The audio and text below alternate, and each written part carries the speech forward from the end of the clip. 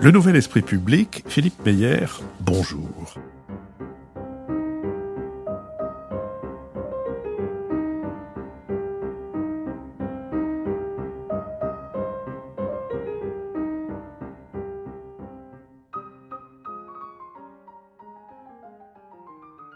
Bonjour, merci de nous avoir rejoints pour cette deuxième conversation. Dans notre série, si c'est pour la culture, on a déjà donné. Deuxième conversation avec Brigitte Lefebvre.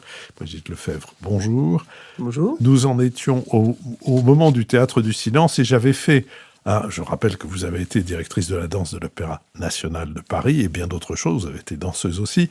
Et nous en étions au moment où vous aviez quitté l'Opéra de Paris. Vous aviez créé avec Jacques Garnier et d'autres le Théâtre du Silence, puis vous quittez le Théâtre du Silence et j'avais fait un raccourci un peu audacieux en disant que vous étiez revenu du Théâtre du Silence, passiez à l'Opéra de Paris. Et vous vous proposiez de me corriger. Non, surtout pas vous corriger, ce serait impossible, mais rappeler simplement ce que j'ai trouvé très important pour moi, peut-être pas pour la danse, quoique, ça a été d'accepter la proposition de Maurice Fleuret, qui était à l'époque directeur de la musique, donc une direction d'administration centrale du ministère de la Culture, et de son inspecteur général, Igor Esner, de rentrer dans l'administration de la culture.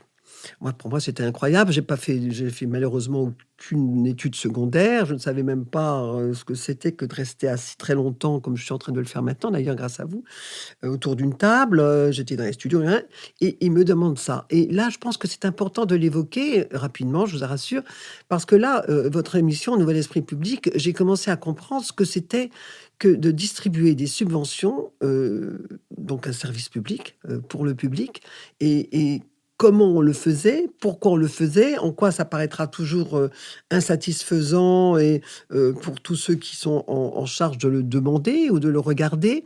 Et ça a été une expérience très intéressante et on parle souvent je parlais de socle et autres, ça a été très fondateur pour moi et pour ma réflexion. Et là, je crois que autant, vous savez, quand on est artiste, on pense bien évidemment aux autres, on aime être ensemble avec ceux avec qui nous partageons des convictions artistiques, mais on est moins soucieux des autres. Alors que là, je n'étais que par la force des choses et avec plutôt plaisir qu'attentive aux autres. Et donc, de tous ces chorégraphes dont vous parliez, parce que nous, on est des années 70, et les Régine, Jean-Claude Galota et autres, eux, c'est les années 80.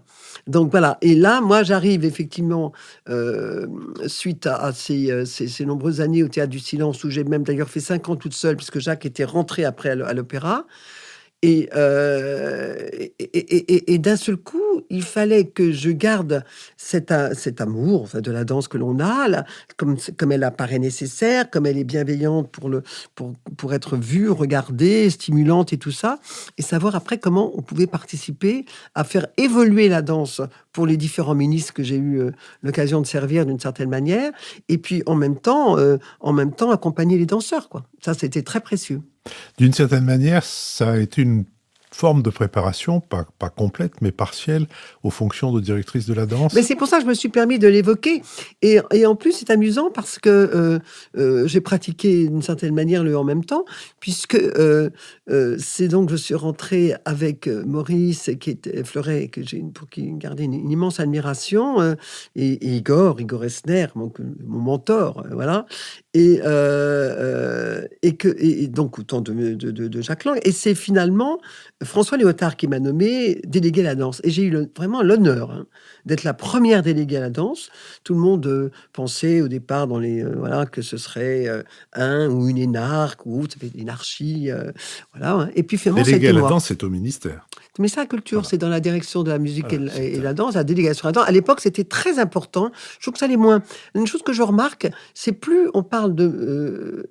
ça va être un petit peu trivial, mais plus il est abordé et souhaité de la mutualisation, plus on saucissonne. Là, c'était moins mutualisé, mais à la délégation à la danse, moi, j'avais la responsabilité avec mon adjoint, qui était lui un énarque.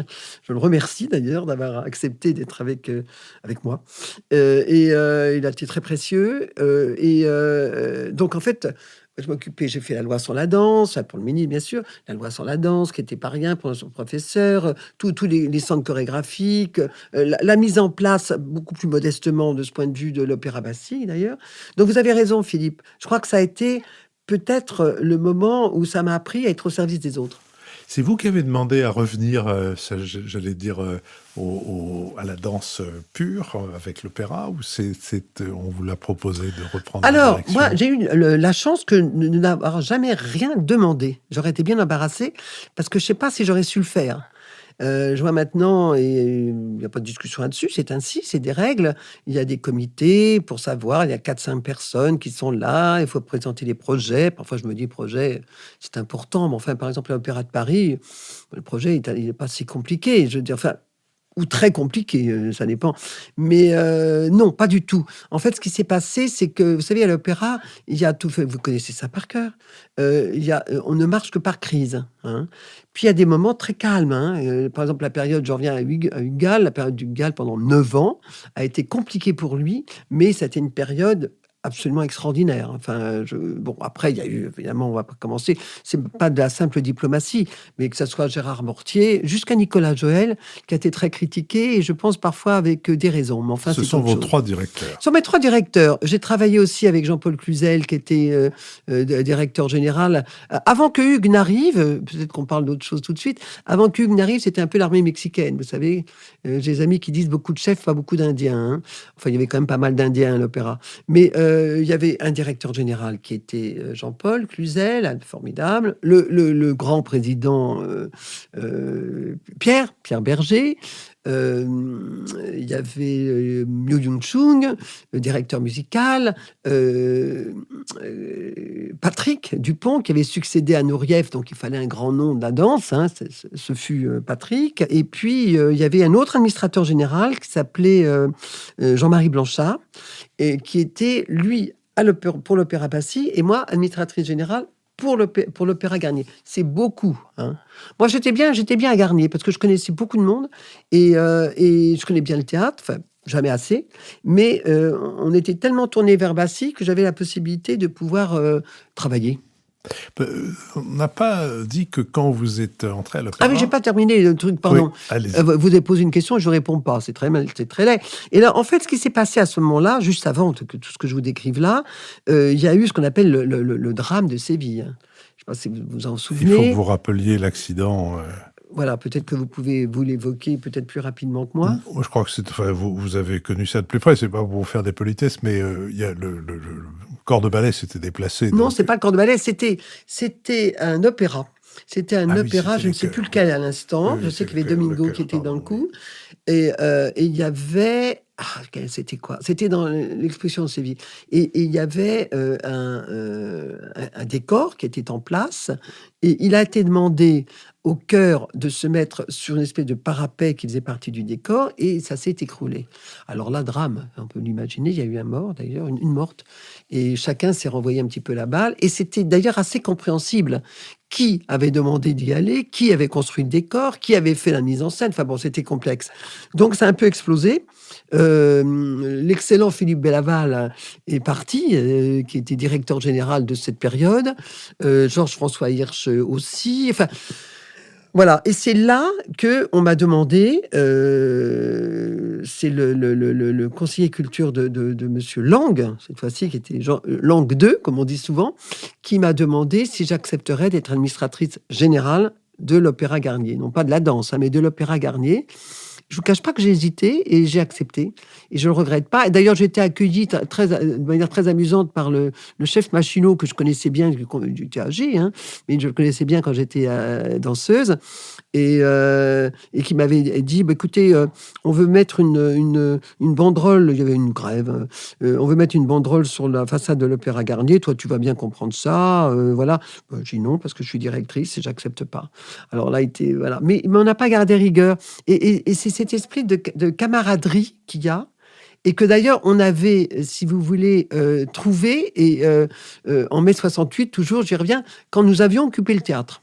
On a occupé le théâtre, on dormait là. Alors, il y avait les machinaux, il y avait la technique, donc il y avait les pompiers, il y avait l'administration, il y avait les danseurs, il y avait, enfin, voilà. Alors là, on cohabitait, bon, ça a dû durer à peu près 8 jours, et c'était un peu les ersatz de cette situation. Donc, ça m'a été demandé. J'ai un petit peu hésité. Parce que je ne voulais pas qu'il y ait d'ambiguïté avec la direction de la danse. Et je savais que Patrick est un immense danseur, tout le monde le sait. On l'avait vraiment sollicité pour sursoir au départ, orchestré hein, de Rudolph. Mais c'est difficile pour quelqu'un. C'est difficile. Le rôle de direction de la danse a beaucoup, beaucoup changé. D'autant plus que du rassemblement de Garnier et Bastille et du cahier des charges qui nous était demandé et du plan qu'avait construit Hugues Gall. Alors, je m'aperçois que j'ai complètement oublié de rappeler que quand vous étiez danseuse à l'opéra, le patron de l'opéra, c'est le nom du Gall qui m'y fait revenir, puisqu'il était l'adjoint de Rolf Liebermann. J'étais plus là, moi. Vous n'étiez plus là à ce moment-là, donc vous n'avez pas connu l'opéra. Alors, j'ai pas connu. Alors, moi, je me souviens parce que Hugues, vraiment, j'en parle beaucoup, mais il a compté et il compte parce que c'est à lui que je me suis adressée lorsque j'ai souhaité quitter l'opéra. J'ai sollicité un rendez-vous. Et au départ, je voulais un an sabbatique, donc qui me permettait éventuellement de revenir. C'était une espèce de parachute, hein, voilà. Et lorsque je lui en ai parlé, il m'a refusé cette année sabbatique. Il m'a dit non, il n'y en a pas question, vous restez et vous partez. Il n'avait pas le droit de faire ça, hein, je lui ai rappelé l'autre jour. Mais il l'a fait, il a eu raison. Il a eu raison parce que j'ai sauté, effectivement, j'ai atterri. Et voilà. Et à l'époque, c'était Raymond Franchetti, que j'aimais beaucoup d'ailleurs, qui était directeur de la danse. Hugues, qui était. Voilà, puis Hugues, je me rappelle d'Hugues, mais j'ai pas vécu. Et d'ailleurs, quand ils ont fait revenir après Merce Cunningham, Franchetti, Hugues et Liebermann, j'ai regretté. J'ai eu un moment de regret, mais j'étais quand même. Voilà, c'était fait. Alors, avant d'être nommé à l'Opéra Garnier, dans les conditions que vous venez de dire, vous aviez participé à la réflexion sur l'Opéra Bastille. Quels étaient les grands points de cette réflexion sur l'Opéra Bastille? Qu'est-ce qu'on voulait faire? Qu'est-ce qui était l'esprit président à cette édification et à cette organisation? D'abord, je crois, moi, j'ai jamais lu en entier le rapport de Jean Vilar. Et j'ai jamais lu, je sais qu'il était à la BN. J'en ai lu quelques extraits. Je crois que, en fait, c'est une espèce d'incantation. C'était de faire de cet opéra, un opéra populaire. C'est-à-dire qui permettait à Bastille d'avoir ses 2700 places, hein, d'avoir une excellente visibilité. On peut reprocher ceci ou cela à Bastille, mais enfin, la visibilité est réelle. On espérait que les prix des places soient moins élevés. La raison nous a rattrapés, si vous voulez. Enfin, ça, c'est une autre histoire et je ne suis pas suffisante pour en discuter savamment. C'était la possibilité aussi de mieux utiliser les forces vives de la maison. C'était aussi la possibilité de faire plus de spectacles, de démultiplier justement avec cela. Il était resté dans ce rapport Vilar, quoi qu'il en soit, même s'il a participé à la construction et à l'architecture au-delà même du lieu de l'Opéra Bastille. Et il était aussi, on avait quand même été un peu secoués, certains quand on avait su, moi je ne l'ai pas lu, que le talentueux Jean Vilar, Boulez Béjart, avait des idées tout à fait intéressantes par rapport à ce qui les concernait et ce qui concernait le public qu'ils avaient déjà appréhendé, mais peut-être moins comprendre ce que c'est qu'une maison comme celle de l'Opéra. Il y a une compréhension qui est difficile à expliquer, mais qui sointe de partout. Hein, vous voyez, c'est pas simplement de la poussière. Et je me souviens qu'il avait été dit à un moment donné qu'on voulait transformer la salle de l'Opéra Garnier pour précisément la rendre plus visible, donc c'était louable, mais transformer la salle, tout ça, pour en faire une espèce d'amphithéâtre et tout, c'est pas là.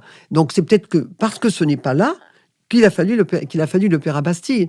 Et je trouve que c'est formidable. Moi, je sais que j'adorais quand j'étais aux manettes, hein, si je puis dire, passer de l'un à l'autre. C'est une chance absolument extraordinaire.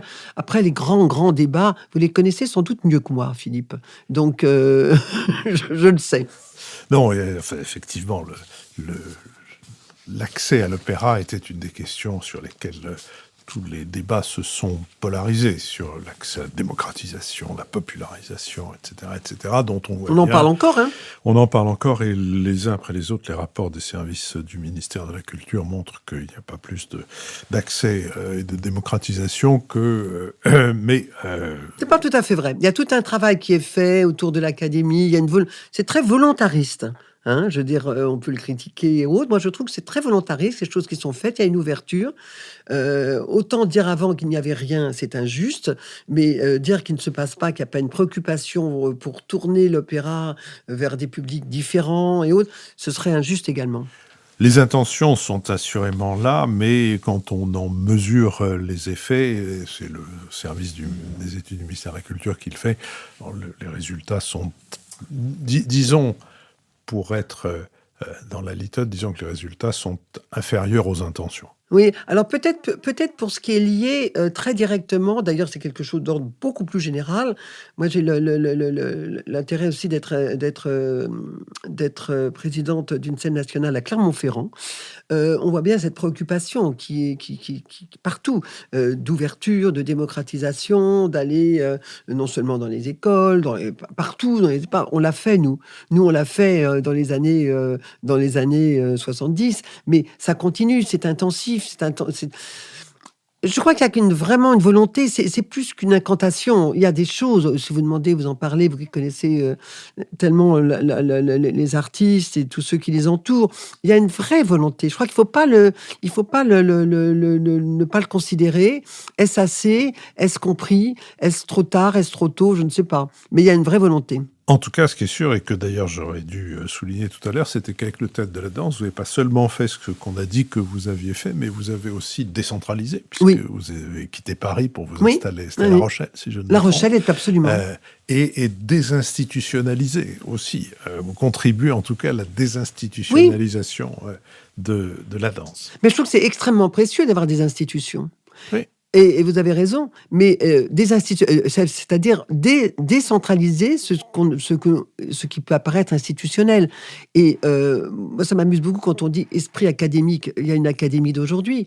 L'esprit académique, enfin, c'est pas vers vous, là, je suis presque hésitante à en parler ainsi, mais l'académie aujourd'hui, le sens du mot académie, il a évolué. Il n'est pas pareil. On peut le regretter, mais on peut aussi en être heureux que ça continue à bouger, si vous voulez. Donc... moi, j'aime bien ce qui se passe en ce moment. Il ne faut pas être dupe, mais il ne faut pas non plus mépriser. Brigitte Lefebvre, merci. Je vous propose que nous nous retrouvions pour parler de ce qu'est l'activité d'une directrice de la danse du corps de ballet de l'Opéra national de Paris.